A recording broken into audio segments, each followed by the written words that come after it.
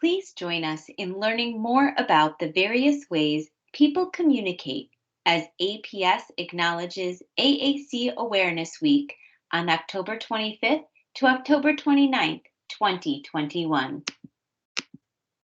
So, what is AAC? AAC stands for Augmentative and Alternative Communication. It is used by people, some or all of the time, who cannot rely on their speech. AAC includes a variety of ways that people can communicate. They may use speech, body language, signs, a paper-based communication board, or an electronic communication system, such as a tablet with an application on it. We are all communicators, and we are all communication partners.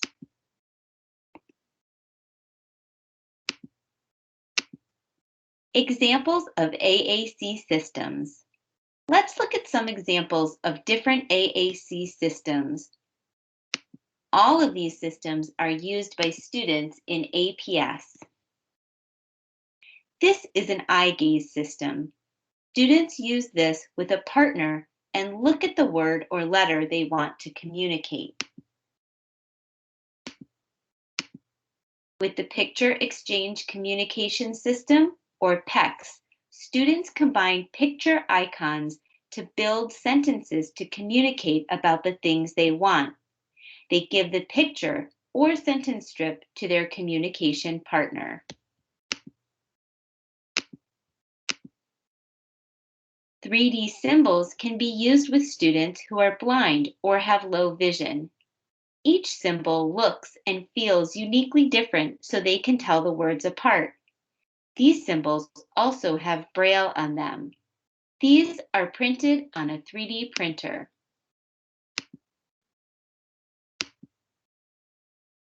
A paper-based core vocabulary board has the most frequently used words on it.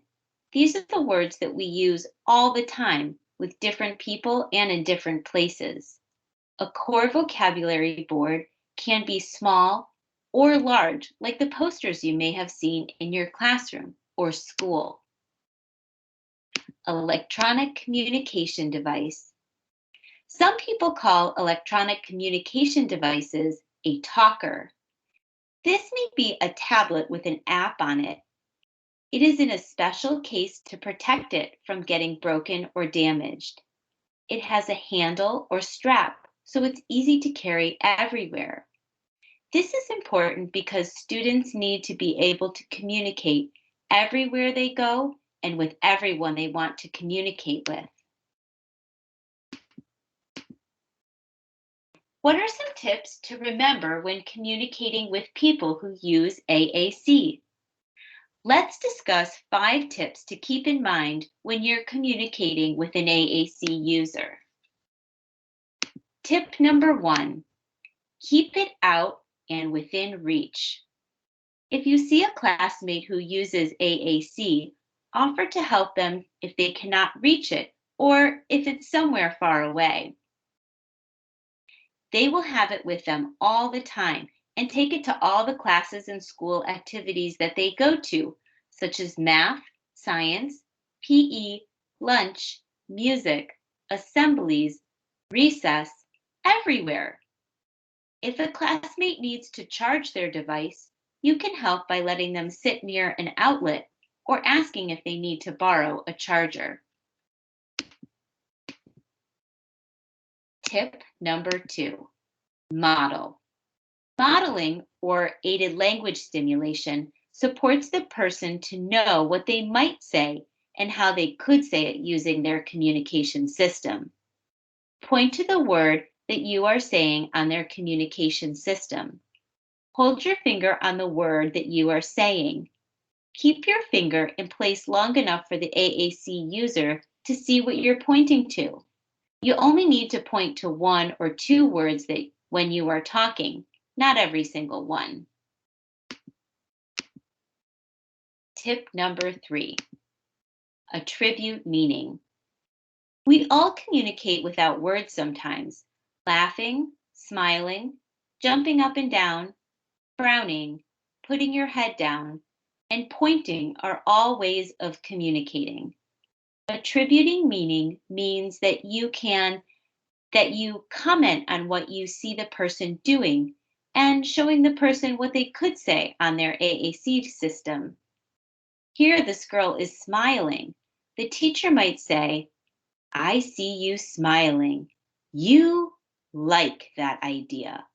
And point to the word like on her communication system. Tip number 4, wait time. Using AAC to communicate takes a little longer than talking. When you're waiting, the person who uses AAC is starting the conversation, thinking, planning, and composing what they want to communicate. Everyone's message and ideas are important. Make sure you give plenty of wait time before you talk and respond. Tip number 5. Everyone has a desire to communicate, and everyone does communicate. Communication comes in many forms. Everyone has thoughts, feelings, wants, and wishes they want to share with others. All people build connections through communication. Chatterbox Challenge. The next activity you will participate in is called the Chatterbox Challenge. Use this QR code or bit.ly link to access the directions and materials for this activity. Thank you.